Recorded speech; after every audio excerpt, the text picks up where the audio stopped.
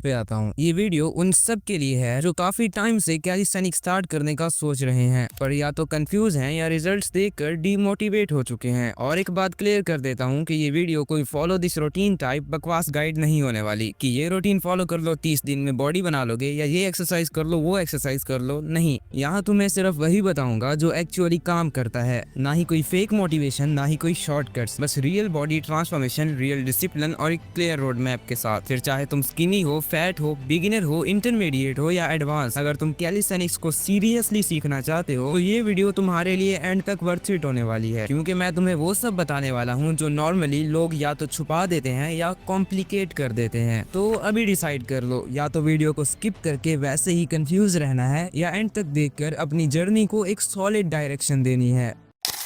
Calisthenics के लिए तुम्हें सिर्फ 3 चीजें चाहिए होती हैं, सिर्फ 3 चीजें जो तुम्हारी कैलिस्थेनिक्स की जर्नी के लिए इनफ हैं। डाइट, प्रोग्रेसिव ओवरलोड और रेस्ट। बाकी किसी भी चीज पर ध्यान मत दो। तो सबसे पहले डाइट पर बात करते हैं। देखो, डाइट सबसे सिंपल होने के साथ सबसे ओवर कॉम्प्लिकेटेड टॉपिक है। सब तुम्हें बताएंगे ये खाओ वो अवॉइड करो, बट मैं सिर्फ 3 लाइंस में एक्सप्लेन करता हूँ। अगर तो तुम स्किनी हो तो तुम्हारा फोकस सिर्फ एक चीज पर होना चाहिए, कैलोरी सरप्लस, मतलब कि ज्यादा खाना। बट ऐसे ही नहीं खाते जाना, बल्कि हर मील में प्रोटीन, कार्ब्स और थोड़े फैट को फिक्स रखना है। जंक फूड खाने की जगह कुछ हेल्दी खाओ, जैसे एग्स, ओट्स, मिल्क, वे प्रोटीन या कोई भी हेल्दी चीज। उसके बाद अगर तुम फैट हो तो तुम्हें ज्यादा किसी चीज पर ध्यान नहीं देना, क्योंकि फैट लॉस का सिंपल सा रूल है, जब तुम कम खाते हो और काम ज्यादा करते हो तो तुम्हारी बॉडी फैट को एज अ फ्यूल यूज करती है। फॉर एग्जाम्पल, अगर तुम 1000 कैलोरीज कंज्यूम कर रहे हो तो तुम्हें दिन में इतना काम करना होगा कि एटलीस्ट 1500 कैलोरीज बर्न हो जाएं। लेकिन तुम्हारे पास एक दूसरा ऑप्शन भी है, मेंटेनेंस कैलोरीज। मींस तुम जितना खाते हो और जिससे ना तुम्हारा वेट बढ़ता है ना ही कम होता है, उससे डेली के 500 कैलोरीज कम खाओ। लेकिन एक इम्पोर्टेंट बात, तुम्हें प्रोटीन पर कंप्रोमाइज नहीं करना। प्रोटीन होगा तो मसल बनेंगे, वरना या तो मोटे ही रह जाओगे या बहुत ज्यादा पतले हो जाओगे। अब सवाल ये आता है कि हमें दिन में कितने ग्राम प्रोटीन लेनी चाहिए।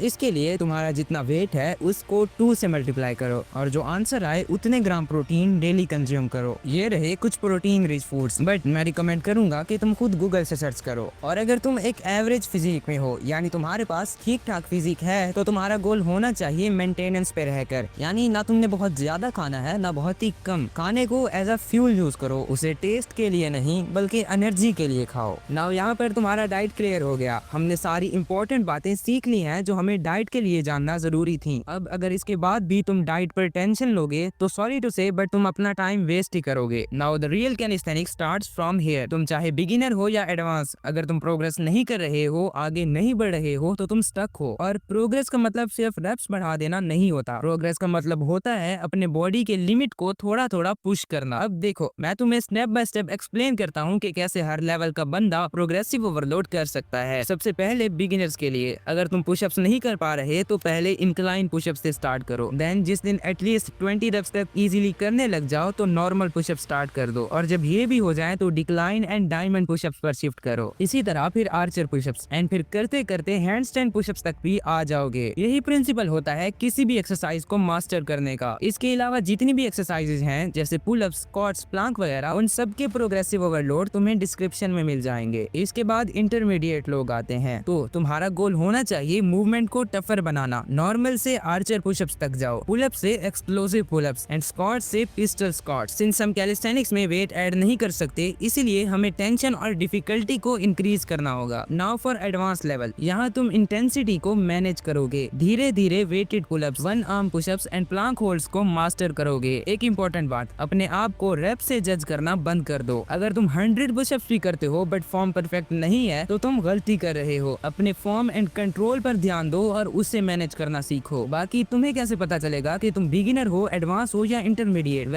इसके बारे में भी तुम्हें डिस्क्रिप्शन में पता चल जाएगा। नाउ जो चीज सबसे ज्यादा इग्नोर की जाती है वो है rest and recovery day. Calisthenics का सबसे बड़ा मिथ ही ये है कि तुम्हें हर दिन ट्रेन करना चाहिए। गलत। ग्रोथ तब होती है जब तुम रेस्ट करते हो, ना कि तब जब तुम बार बार मसल्स तोड़ते हो। तो तुम्हें अपने लिए एक ऐसा रूटीन बनाना होगा जिसमें तुम वर्कआउट एंड रेस्ट दोनों को बैलेंस कर पाओ। Like this one. अगर तुम इस प्लान को फॉलो करते हो तो तुम्हारी कैलिस्थेनिक्स की काफी प्रॉब्लम सॉल्व हो जाएंगी। तुम जो वर्कआउट के बाद बहुत ज्यादा थक जाते हो और जब तुम नेक्स्ट डे वर्कआउट करने जाते हो हो और पिछले दिन का पेन और फटीग अभी भी बाकी होता है तो वो सब नहीं होगा। लिसन, जितना ज्यादा तुम रेस्ट को रिस्पेक्ट करोगे उतनी ही ज्यादा बॉडी तुम्हें रिवॉर्ड देगी। नाउ अगर तुम सिर्फ इन्हीं पर फोकस करोगे तो रिजल्ट्स नहीं मिलेंगे। अगर तुम इस एक चीज को इग्नोर कर दो, कंसिस्टेंसी ही वो चीज है जो तुम्हें हर फील्ड में एक्सपर्ट बनाती है, चाहे वो कोई स्किल हो, कंटेंट क्रिएशन हो या कैलिस्थेनिक्स हो। इसे इस तरह समझो कि कैलिस्थेनिक्स तुम्हारी बॉडी है और कंसिस्टेंसी उसका हार्ट। जब हार्ट ही नहीं चलेगा तो बाकी बॉडी किसी काम की नहीं होगी, और जब हार्ट चलेगा तो पूरी बॉडी बैलेंस रहेगी। सही एक्सरसाइजेस और सही डाइट उतनी इंपॉर्टेंट नहीं है जितनी की कंसिस्टेंसी है। बट लोग क्या करते हैं कि कुछ 1-2 हफ्ते तक तो रेगुलरली करते हैं, बट उसके बाद लेजी हो जाते हैं। कभी दिन में वर्कआउट कर लिया, कभी रात को, कभी एक दिन छोड़ दिया तो कभी पूरा वीक। अगर इसी तरह करते रहे तो चाहे 1 साल भी हो जाए तब भी तुम्हें कुछ खास रिजल्ट्स नहीं मिलेंगे। सो रिमेम्बर, चाहे कुछ भी हो जाए, कंसिस्टेंसी को अपने अंदर से मत जाने देना। इससे फर्क नहीं पड़ता कि तुम घर पे वर्कआउट कर रहे हो या जिम में। अगर तुम प्रोग्रेस ट्रैक कर रहे हो, फॉर्म मेंटेन कर रहे हो और हर वीक अपने लिमिट्स को पुश कर रहे हो तो रिजल्ट्स गारंटीड है। और हाँ, अगर तुम सोच रहे हो कि सिर्फ बॉडी स्ट्रांग होगी तो गलत सोच रहे हो। कैलिस्थेनिक्स तुम्हारा कैरेक्टर चेंज करता है, तुम्हारा डिसिप्लिन, पेशेंस और माइंडसेट ग्रो करता है और सेल्फ रिस्पेक्ट बढ़ता है, क्योंकि तुम अपनी बॉडी को कंट्रोल करना सीखते हो। तो इस पूरी वीडियो में तुमने क्या सीखा? डाइट सिंपल रखो, प्रोग्रेसिव ओवरलोड फॉलो करो, रेस्ट को इग्नोर मत करो और सबसे इंपॉर्टेंट कंसिस्टेंसी को अपने अंदर से मत जाने दो। कैलिस्थेनिक्स में एफर्ट ज्यादा है बट रिवार्ड भी उतना ही बड़ा है। So if your